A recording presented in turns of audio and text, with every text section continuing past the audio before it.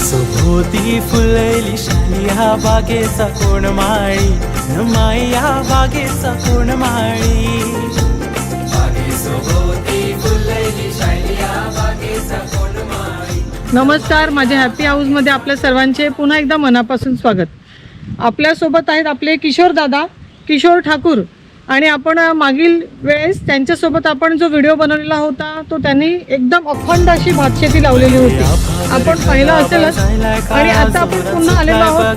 सध्या फेब्रुवारी महिना चालू आहे, थोड्याच दिवसात मार्केटमध्ये रताळ्याचा खूप असं जिथे जिथे वातावरण तुम्हाला बघायला मिळेल आणि रताळ्याची शेती करतायत ते। सोबत त्यांनी जोडधंदा म्हणून कांदा लावलेला आहे, कोथिंबीर लावलेली आहे, मेथी आहे। तुम्ही पाहिलं मागील व्हिडिओमध्ये आपण काय काय त्यांनी शेती लावलेली आहे। आता आपण प्रामुख्याने रताळ्याची शेती कशी करायची याच्यावर जाणार आहोत। सध्या मी उभी आहे इथे, रताळ्याची शेती ते करणार आहेत, त्याने रोपं लागवड केलेली आहे, त्याच्याविषयी आपण त्यांच्याकडून थोडंसं जाणून घेणार आहोत। दादा, पुन्हा एकदा आमच्या यूट्यूब चॅनलमध्ये हॅपी हाऊसमध्ये आपले स्वागत। तुम्ही आज आम्हाला इथे पुन्हा बोलावलेलं आहे, त्याबद्दल तुमचे आभारी। परंतु मला थोडंसं रताळ्याविषयी माहिती द्या मला, की साधारण रताळ्याची लागवड करताना कुठल्या महिन्यात करावी लागते? बघितलं ती डिसेंबर ते महिन्यात करतो, डिसेंबर जानेवारी केला तर तुमचा आपला उपास काळ म्हणजे मार्च एप्रिल पण उपास काळ जे होते आपण तयार 3 महिन्यात तयार होतो पीक, म्हणजे 3 महिन्यात त्याला पूर्ण तयार व्हायला लागते। साधारण मातीचं कस किंवा कुठल्या प्रतीची माती यायला लागते? याला काळी भोर माती चांगली आणि शेणखत टाकलेली जमीन असते आणि भुसभुशीत असते, आणि ती जमीन 3-4 वेळा नांगरलेली असते ना, ती जागेला म्हणजे भर जास्त मिळाले तर चांगलं रताळ बसते, मोठं होतं, पसरण्यासाठी जागा मोकळी पाहिजे असते, भुसभुशीत माती पाहिजे। फ्रेंड्स, तुम्ही पाहताय छान अशी फुलाची शेती अशी इथे हे केलेली आहे, त्यांनी फुलवलेली आहे, आणि इथे मध्ये मध्ये वटाणा लावलेला आहे, आणि बघा हे वटाणा असा आलेला आहे वरती। हा,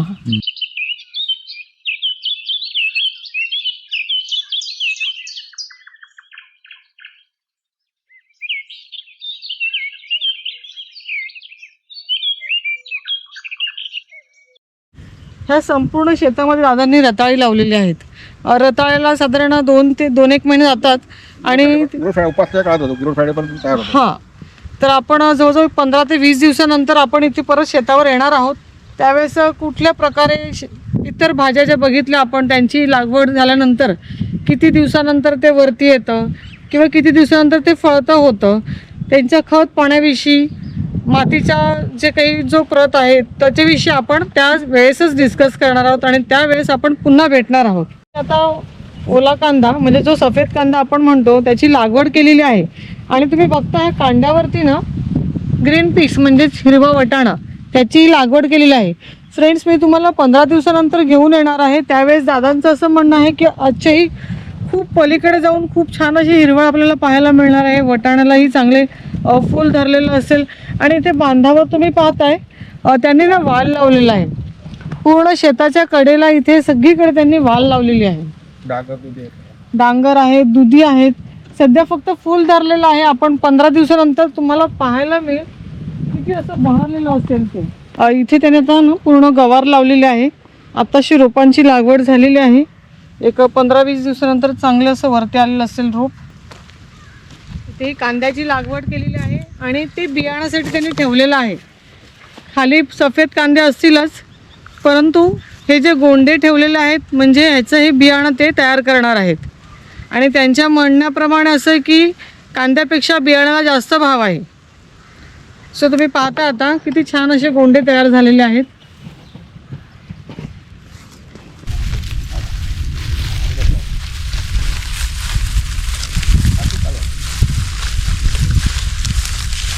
ही आता जमीन पण सुकलेली आहे मस्त काढण्यासाठी। हा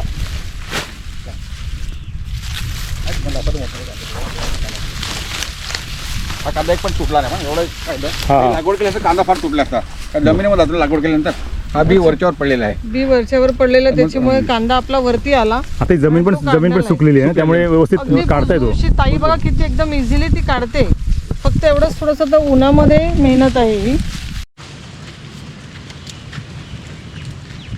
अगदी द्राक्षाचा घड दिसतो आपल्याला। हे आहेत ताडगोळे म्हणजे आईस ॲपल,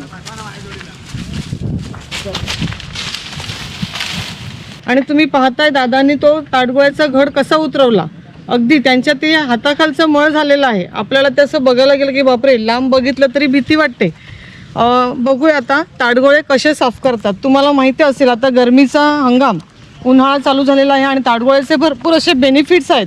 तर फ्रेंड्स, तुम्ही पाहिलं हा बाबू किती अगदी शिताफीने हे सगळे ताडगोळे लांबून लांबून तो घेऊन येत आहे. हे बघा बाबा कसे एक एक ताडगोळे सोडवत आहेत. हो, वेगवेगळ्या ठिकाणी जाऊन त्यांनी हे सगळे घड जमा केलेले आहेत. दादांनी सांगितल्याप्रमाणे त्यांचे गाया भरपूर आहेत, बकऱ्या आहेत, त्याच्यामुळे त्यांना नॅचरली लेंडी खत इथे उपलब्ध आहे, शेणखत आहे आणि तेच त्यांचं जैविक खत ते त्यांच्या बागायतीला घालतात. म्हणून आपल्याला त्यांचा जो बाजार इकडचा निघतो तो पूर्णपणे नॅचरल आणि ऑर्गॅनिक असेल. सफेद जाम खायला या, छान गोड आहे. दुसरे जाम आहे, सफेद नाही. वेगळे आहे, यावे लांब. हे वेगळ्या ते गोल ते प्रकारचं सफेद गोल. याला कीड पण नाही पडत. ह्याचं नाव कसं तर याला मला मेरा कलम एका मित्राने मला दिलेलं झाड आहे, पण चांगल्या प्रकारचं आहे, उत्कृष्ट चांगलं इथे खाणे. पडलेला आहे एक, म्हणजे साधारण हा एवढ्या मोठ्या साईजचा जाम असतो. कोंबड्यामध्ये बसा शांत एरिया आहे ना, थंड, त्यामुळे कोंबड्यामध्ये बसा थंड मस्त. ऐकायला काढून घ्यायचा. हे बघ, हे पण खूप छान दिसते ना. नमस्कार, माझ्या हॅपी हाऊसमध्ये आपल्या सर्वांचे मनापासून स्वागत. फ्रेंड्स, तुम्हाला नेहमीच मी किशोरदादांची वाडी दाखवत असते आणि आज सकाळी सकाळी पुन्हा अगदी छान वातावरणामध्ये मी त्यांच्या वाडीवरती तुम्हाला घेऊन आलेले आहे. आणि पाहताय तुम्ही अगदी मार्च महिन्याला सुरुवात झालेली आहे. किती सुंदर असा मळा त्यांनी इथे फुलवलेला आहे. आपण म्हणतो की पाण्याच्या अभावी बरीचशी रोपं होत नाही किंवा पिकं घेता येत नाही, परंतु मार्च महिन्याला सुरुवात झालेली आहे आणि त्यांनी किती छान असं इथे म्हणजे भात शेती संपली, त्याच्यानंतर वाल त्यांनी काढलं, झेंडूची फुलं झाली आणि आता त्यांनी खूप छान असा मळा इथे फुलवलेला आहे. त्यांच्या बागेत, त्यांच्या शेतामध्ये त्यांनी कुठली कुठली रोपं लावलेली आहेत ती आता आपण जाऊन पाहणार आहोत. लकीली त्यांच्याकडे पाणी भरपूर आहे. आता ज्यांच्याकडे पाणी नाही ती गोष्ट वेगळी आहे, परंतु वसईमध्ये पाण्याचा भरपूर पुरवठा आहे. सो आता आपण पाहणार आहोत. त्यांनी मागे पाहिलेलं रताळी आहेत, काकडी आहे, वाल लावलेला आहे, ते किती प्रमाणात बहरलेलं आहे ते आता आपण जाऊन पाहणार आहोत. फ्रेंड्स, इथे पाहताय तुम्ही ती छान अशी छोटी छोटीच रोपं आहेत, परंतु त्याला गवार अशी भरपूर लागलेली आहे. सगळी रोपं अशी लहान आहेत आणि गवारनी भरलेली आहे. आता मी तुम्हाला पुढे घेऊन जाते जिथे टॅमॅटोची रोपं आहेत आणि ना छोटे छोटे टरबूजं पण त्याला लागलेले आहेत. तुम्ही पाहताय का, इथे छान असा मांडव घातलेला आहे आणि रोपं वरती चढवलेले आहेत, वेली वरती चढवलेल्या आहेत. इथे काकड्या पण लागलेल्या आहेत. आपण शॉर्ट व्हिडिओ पाहिलाच असेल काकड्यांचा आमचा. आणि फ्रेंड्स, तुम्ही पाहताय छान असे टॅमॅटो, इथे गावठी टॅमॅटो आहेत. कच्च्या टॅमॅटोची आपण भाजी करतो ना तसले. फ्रेंड्स, तुम्ही पाहताय का बेबी कलिंगड, कलिंगडाचंही रोपं इथे मध्ये मध्ये लावलेले आहेत आणि त्याला छोटी छोटी फुलं आणि कलिंगड यायला सुरुवात झालेली आहे. इथे पाहताय का तुम्ही, ह्याला तुम्ही काय सांगाल सांगा बरं मला. छोटे बाजारात येणारे आपले टरबूज, खूप छोटे छोटे टरबूज इथे आलेले आहेत. घरच्यासाठी तरी थोडं थोडं का असे ना त्यांनी लावलेलं आहे, घरगुती खाण्यासाठी होतील असं.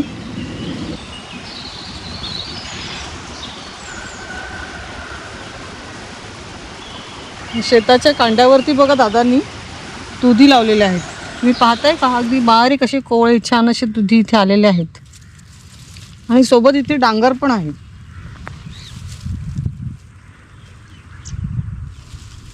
पुढे आता डांगर आहेत, ते तुम्हाला मी दाखवायला घेऊन जाते.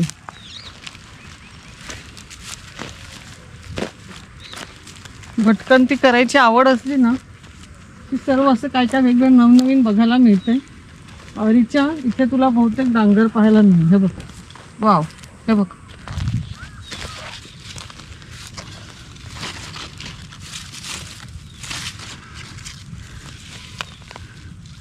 पंपकिन, हा इथे बाबू पंपकिन आहे इथे.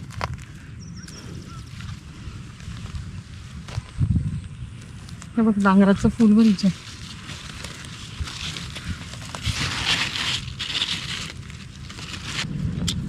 काका, तुम्ही काय करायला लावले इथे आता? आता हे साफसफाई करायला लावलेली आहे. ते गवार लावणार आहेत.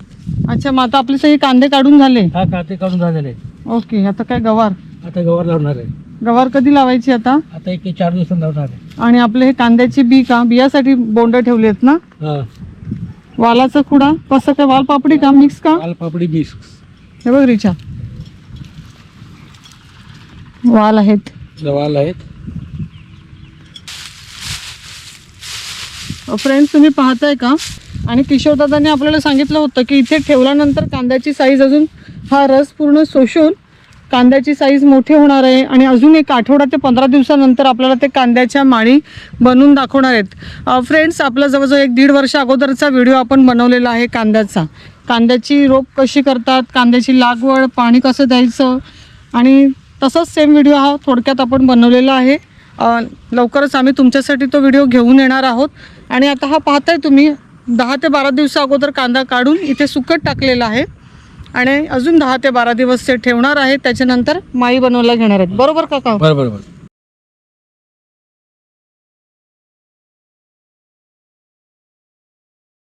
फ्रेंड्स लवकरच आम्ही इकडेही कांद्याचा व्हिडिओ तुमच्यासाठी बनवणार आहोत. आणि त्या कांद्याच्या मळ्यात आज आणलेलं आहे तुम्हाला. आता हे कांद्याचं बी आहे. हे फक्त बियाण्यासाठीच त्यांनी गोंडे ठेवलेले आहेत आणि ह्याची जी सगळी प्रोसेसिंग आहे ते किशोरदादा तुम्हाला ह्या कांद्याच्या येणाऱ्या व्हिडिओमध्ये सांगणार आहेत. आणि आता तुम्ही पाहताय जानेवारीच्या दरम्यान ही दाताने लागवड केली होती तेव्हा फुलं अगदी खूप छान झाली होती. आता मध्ये मध्ये थोडीशी फुलं कोमायला लागलेली. शेवंत्याची लागवड दादाने केलेली आहे. पूर्ण असं शेवंतीने मळा भरलेला आहे त्यांचा. आणि इथे पाहताय तुम्ही माझ्या मागच्या बाजूला झेंडू.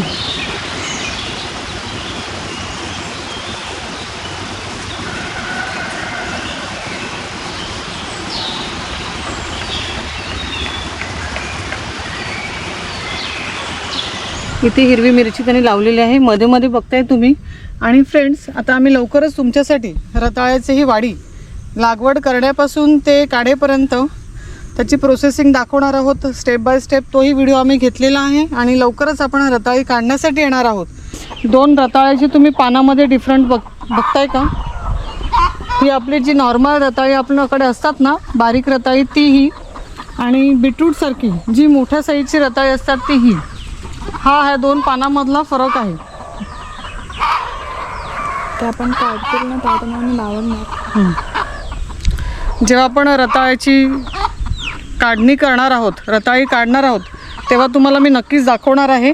फ्रेंड्स इथे पाहताय का तुम्ही हे गुलाबी जांभळांचं झाड किती छान असं बहरलेलं आहे. फ्रेंड्स पाहताय का मोगरा किती छान फुललेला आहे. आणि ह्या वाडीमध्ये ना मोगऱ्याचा अगदी छान असा सुगंध सुटलेला आहे. म्हणजे मध्ये शिरताच आपल्याला तो मोगऱ्याचं झाड जे आहे ते अट्रॅक्ट करतंय. भरपूर झाडं आहेत मोगऱ्याची. तर फ्रेंड्स आज सकाळी सकाळी किशोरदादांच्या वाडीवर आलेली होती आणि ही सफर तुम्हाला कशी वाटली ती मला जरूर कमेंटद्वारे कळवा. आणि मला आशा आहे तुम्ही हा आजचा व्हिडिओ नक्कीच पाहिला असेल आणि तुम्हाला आवडला असेल. इथेच थांबते. परत भेटूया लवकरच कांद्याच्या व्हिडिओसोबत आणि रताळ्याच्या व्हिडिओसोबत. थँक्यू.